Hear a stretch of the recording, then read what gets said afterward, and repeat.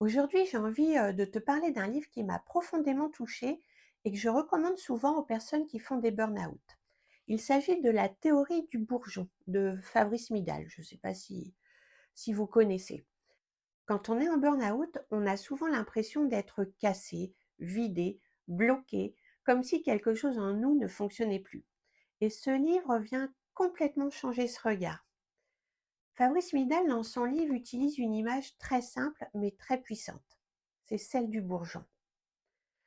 Un bourgeon, ce n'est pas une fleur ratée. Ce n'est pas quelque chose d'inachevé ou en échec. C'est simplement une étape du processus. Et je trouve que ça fait énormément de bien à entendre quand on est, par exemple, en arrêt de travail pour burn-out. Parce que non, vous n'êtes pas en train de régresser. Vous n'êtes pas en train de perdre du temps. Vous êtes peut-être tout simplement en train de bourgeonner. Ce livre invite aussi à arrêter de se juger, à sortir de cette pression à devoir toujours, aller vite, faire toujours mieux, rapidement. Il nous invite à faire confiance, au rythme naturel de transformation.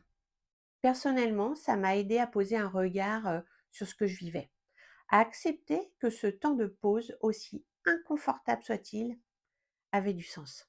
Donc si vous êtes en burn-out ou en train de vous relever tout doucement, je vous recommande vraiment, cette lecture. J'ai rien à gagner dessus, mais pour moi, je trouve qu'elle est très intéressante. Prenez ce qui résonne pour vous et puis, faites-le, lisez-le à votre rythme.